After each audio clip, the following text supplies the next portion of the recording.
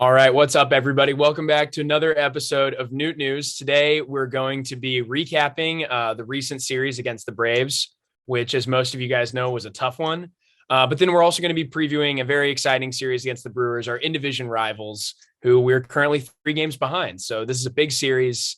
Yeah, let's get right into it. So we figured we'd go around and we'd share some big takeaways from this series. I think right away, Andrew had something for us about Miles Mikolas. Yeah, so I think the key right now is to not panic with Miles Mikolas. Hmm. He's obviously struggled through his first two starts, gave up a lot of runs. I think ERA over 9. But I think the key number to look at is his FIP, which is currently at 2.66. So FIP is Hmm. fielding independent pitching. It's a very good projection of what a pitcher is going to look like in the future. Maybe not as good at projecting stats that are currently there, obviously, because his ERA is much higher than his FIP. But we've seen just based on the eye test, he's given up some pretty weak contact. Some ground balls are sneaking through, some little pop-ups are falling. And he hasn't given up a home run yet.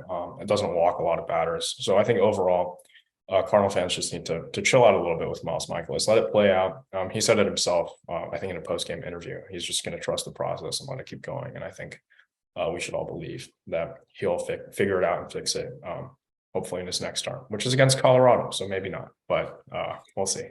Yeah, it's not great that this pitching staff is going to Colorado soon. But I love what you're saying there. I totally agree. I think it's not time to panic yet on Michaelis. I know he just signed that big extension, but as Andrew said, he really has looked good. The batted ball data has been really encouraging. In the first start of the season, so that was opening day against the Blue Jays, it was kind of this death by 1,000 cuts type of thing, where I mean the Blue Jays were just able to sort of slap stuff around, lots of weak contact, shouldn't have gone for base hits, and it does. That's how baseball works, you know. But regression to the mean is going to be Michaelis's friend. I mean, a fun stat from that game is George Springer had a 5-hit day, didn't hit a single ball over 85 miles an hour. That just isn't going to happen very often. And it's unfortunate that it happened to Michaelis in the first start of the season. And it's unfortunate that it little kind of carried over into this next one. But I think he's going to be all right. I really like the quality of contact he's allowed. Still not walking people, still showing a lot of control. So I think he's going to be fine moving forward. Yeah, and in terms of our other pitching situations, I feel like Michaelis has looked the best out of all the pitchers. And Flaherty, he had a weird outing. He had 7 walks in his game, but no hits in his 5 innings. So we're looking forward to see what he's going to do in his next start. But overall, our starting pitching has not been great these first few games, but our bullpen has looked great. And one person who has really looked good is Verhagen, who's actually been throwing the ball for strikes quite a lot and getting some swing and miss contact. So we're looking good there. Yeah, definitely very excited to see what Verhagen brings to the table this year. He's a guy who we signed last offseason. And last year was his first year with St. Louis, coming from overseas, right? I believe he was in Japan. And people were not initially excited. And they thought he would fit into that long role. And he got a major league deal, 2 years. So I think he's getting paid like $4 million a year, something like that, right? And yeah, people just didn't love the returns last year. It looked like one of those Mo moves where it's just like, what are we doing here? Like kind of this TJ McFarland type of move, like Luke Gregerson, Brett Cecil type thing. It was just an unnecessary signing. But I think this year you're seeing what Verhagen can actually be. I think it's obvious now that he wasn't healthy last year. And he's also made some big changes to his arsenal. Go check out, there's an article on him at Viva Alberto's. Definitely worth a read. Really good stuff over there. And they really break down his arsenal and they tell you he's made some big changes and that's resulted in some awesome swing and miss stuff. And he looks like he could be a lockdown reliever this year. Super excited about what he brings to the table right now. I think we all had pretty low expectations for Verhagen this season, but I mean, Jordan Hicks was a guy that I wanted to see kind of show this season and break out. I think he's in one of the last 2 years of his deal or the last year of his deal. So we haven't seen that at all. We've seen that he can throw 103, which is great. But if you can't throw for a strike or if you throw right down the middle, it doesn't really matter because you're either going to walk everyone or the guys are going to hit it out. So I've been pretty disappointed in him this season, and I think the coaching still believes in him to do well. And I don't know, every time I've seen Hicks go out this season, it's been really shaky and he's given up runs, either giving up the lead or like making it harder for us to come back. I think for the first game of the series, he gave up a couple more runs and made it come back a lot harder. And I think O'Neill had a ball that almost left. And, if Hicks doesn't give up those runs and O'Neill hits that ball out, the game's tied. So, it's a little frustrating with things like that. Yeah, I think Hicks is someone who it's just disappointing because when he came up, he skipped a couple levels of the minors and comes onto the roster. He's this guy that throws 105 back then, and everybody's excited about it. But yeah, he's just been the type of guy who every time it seems like he's finally reaching his potential, something happens. I mean, he was closing back in 2019, I believe, when he went down, missed the rest of the season, then had a lot of injury concerns and hasn't really been healthy until last year when they tried to throw him into the rotation, and that obviously didn't work. And it's just a bummer to see him come out this year not looking super strong. I mean, yeah, like you said, he throws 103 right now. His velocity's back up where we want it, but it's a shockingly hittable 103 mile an hour fastball. For someone with all of that, ability to put so much velocity behind the ball, it can get absolutely torched. I don't really know what it is. I was reading something about it recently, and they were talking about his active spin rate is not as good as most people who are throwing above 100. I think it's a pretty flat pitch, and I don't think it tunnels super well with his off speed. So that could be part of it. But, more than anything, it's just disappointing. We're obviously rooting for Hicks. We want the best for him, but it looks like he's the type of guy that right now we can't trust in high leverage positions. So I would say he's not in the bullpen circle of trust. No, definitely not. I think it's fixable though. Like Helsley, I think was like that a couple of years ago, and he fixed it. He found it. We just know Jordan Hicks is going to go to the Dodgers next year, and he's going to be an all-star closer for them. So that's just how that works. But I don't know. I hope not. We'll see what happens. I wouldn't know what to do. And then our final takeaway from this first series: don't worry about the offense. The offense didn't look fantastic from the surface. In this series, we lost all 3 games. We obviously got outscored in all 3 games, and we didn't put up as many runs as we did in the first 3 games against the Blue Jays, which was bound to happen. You're not going to score 9 runs every day. But this offense continued to mash. They continued to hit the ball hard. They just didn't find holes, and that's the way baseball works. Like we said about Mikolas, there's going to be some regression to the mean for these guys too. Jordan Walker is not going to keep hitting 114 mile an hour ground outs and 114 mile an hour lineouts. That's going to find a hole. That's going to get through. And we saw that in the 3rd game. We saw Jordan Walker start to elevate the ball just a little bit, and he mashed. That was awesome. Great to see him collect his first extra base hits. So yeah, I think the offense, honestly, I think it's going to be fine. You can go down now. MLB at Bat has a new option where you can, in summary, check out hard hit balls. And if you look at that, the Cardinals registered more hard hit balls than the Braves, which is anything batted over 95 miles an hour in all 3 games. So we hit the ball harder than them, just didn't put it in the right spot. Orlando Arcia's pop-up drops for a double down the left field line. And then Harris makes an unbelievable play on Goldie's sharp fly out to center field that traveled 400 feet and got taken down off the wall. So it's just some bad luck. The offense is going to be just fine. And I think we're going to score plenty of runs against the Brewers this series. Yeah. I mean, in terms of our offense, I just think we had a lot of bad luck in this past series. And a lot of our guys showed that they could hit the ball hard, especially Jordan Walker. He had his first career home run this series. So I think, we just need to go into this next series with a grain of salt and knowing that luck will go our way at some point, and we just have to stick with our team. Yeah, the Cardinals are hitting the ball as hard as anybody across the league right now. Our team hard hit rate is crazy. They're putting, tons of speed behind it, and that stuff finds holes. There's a very strong correlation between exit velocity and runs scored. And so it's going to balance back out. If we continue to mash, we'll continue to score. Hopefully the pitching can do its job. Now, there is one guy on the offense who a lot of people think is going to be a big part of this team. A little bit of controversy in this series that we wanted to touch on.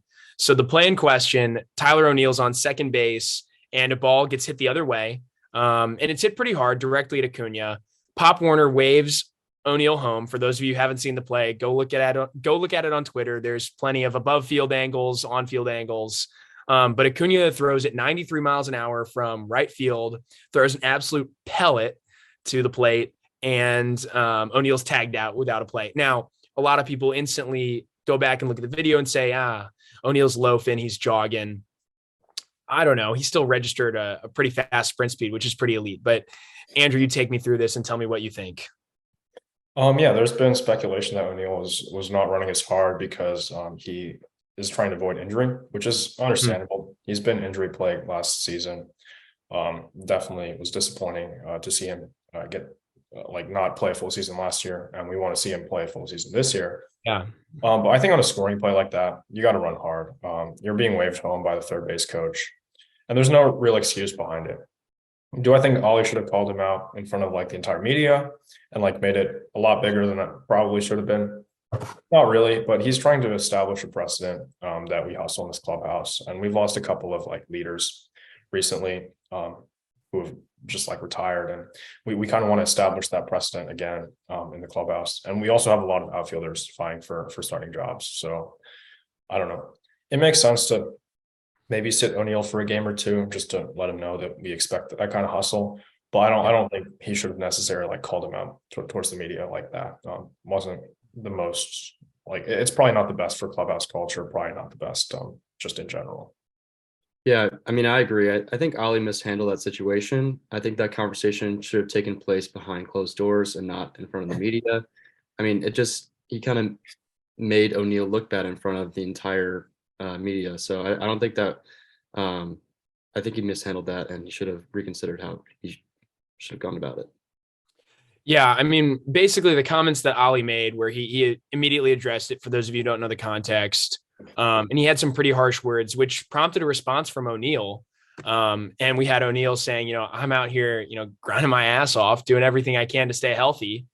And that was not, that escalated it further. And there were more comments the next day where, and all in all, it escalated way more than it should have.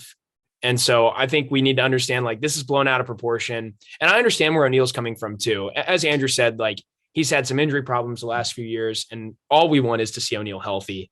And maybe he pulls a hammy coming down the line like that if he tries to tear around third, but also that's a big part of his game. Speed is a huge part of O'Neal's game. And if he can't do that, we need to reevaluate something else with maybe training or something like that.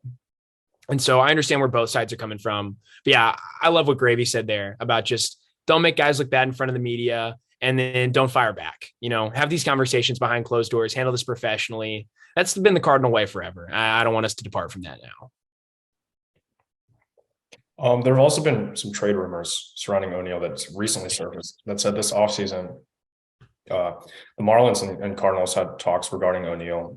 We can only imagine that the Cardinals wanted some pitching in return for that. So do you think there's a possibility that O'Neal gets moved now after this conflict, or who from the Marlins would you ask for them? Probably not Sandy Alcantara. Yeah, I would love to have Sandy back, but I don't think that's happening. I think Jesus Luzardo might be a name the Marlins could move on from, considering he's a little older than the rest of their pitching. They still don't have the position player talent to win right now before he's going to be up and out, and then they'll move on to their younger, more exciting prospects like Meyer and Cabrera, who aren't going anywhere, for anyone wondering. But I think Luzardo could be a name. And Luzardo had a good year last year when he was healthy. He looks pretty effective right now. I don't know, though. And also, judging, so Lopez, I think, is probably better than Luzardo right now. I'd rather have Pablo Lopez than Jesus Luzardo. And I think O'Neal is a more game-changing hitter than Arias. Arias might bat 320, but Arias isn't going to hit for a lot of power. And at the end of the day, isn't going to be worth as much value as O'Neal. So I think we could get Luzardo and something, maybe a bullpen arm too, maybe something else. Because I think O'Neal 1-for-1 with Luzardo is worth more than him. So, and basing on precedent and, deals that the Marlins have made recently, that's the going value that I see for a guy like Tyler. Yeah, so going back to that, I think there is precedence for a guy in the outfield to be traded for a pitcher. I mean, we saw it with Harrison Bader last season at the deadline and getting Jordan Montgomery. I do think Luzardo would be a great pickup if we did decide to trade O'Neal. He has immaculate strikeout stuff. We saw it at the start of the season and last season as well. But it is important to note that the Marlins trade rumors were in the offseason. They aren't recent rumors, but they, with this controversy surrounding O'Neal and Ollie, I mean, they could start to heat back up again. So we'll have to keep our eyes out on that. Absolutely. I think now we're going to move into previewing the Brewers series. So like we said earlier, big series this weekend up in Milwaukee. And yeah, I mean, it's been a pretty bad start for the Cardinals now, factoring in this Brave series. We're 2-4. The Brewers, meanwhile, just are coming off a sweep of the Mets. They are red hot. Their offense looked dominant. Their pitching staff looked effective. They're currently 5-1. So we're going to preview each of the games. Andrew's going to have that for you. And then we'll throw in some predictions and talk about what we want to see. Right. So for game one, which is going to be tonight, that's Flaherty versus Brandon Woodruff. It should be interesting. Brandon Woodruff, former Cy Young candidate, and got some injury problems last year, but has looked pretty good in his first start this season. Tomorrow we got Montgomery versus Lauer, and on Sunday Woodford versus Freddie Peralta. So should be fairly interesting. I think we avoided Corbin Burns, which I don't know if that's a good thing anymore because he didn't look too strong in his first two starts. But we got two top ones in Woodruff and Peralta, and I think Lauer we handled pretty well last year, so I'm not too worried about him. I think we'll be able to hit off Lauer. I definitely worry about Peralta, but in the past the Cardinals have owned him, so we'll see. And he had a down year last year, but if you go back to 2021, he was awesome. So we'll just have to see. Yeah. So what do you guys think is going to happen? We'll start with Gravy. Yeah, I mean, obviously, I'm hoping for a sweep of the Brewers at home. I mean, that's the best case scenario.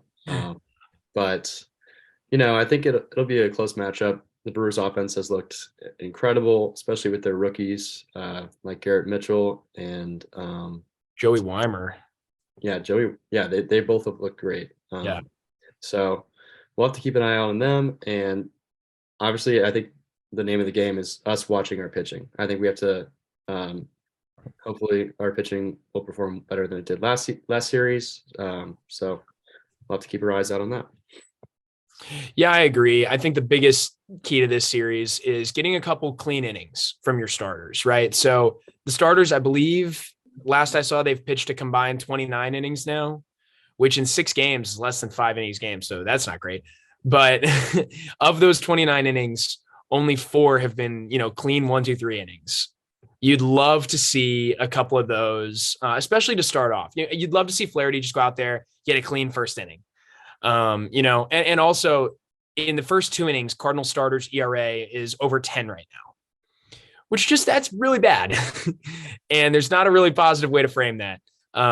There's been a lot, especially Woodford in his first 2 innings, a lot of hard contact.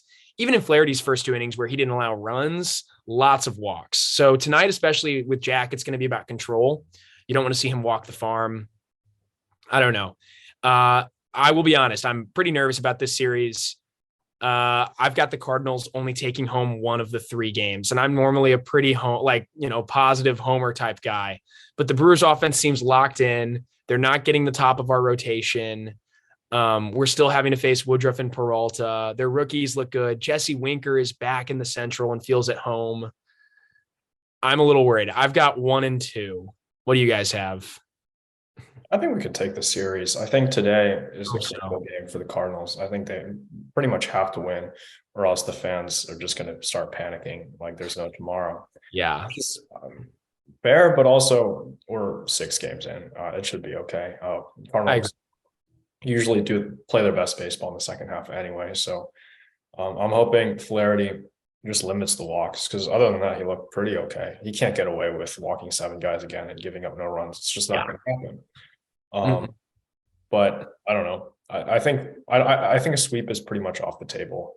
It would be really nice, but I think 2 out of 3, it should be reasonable. I'm not that high on the Brewers.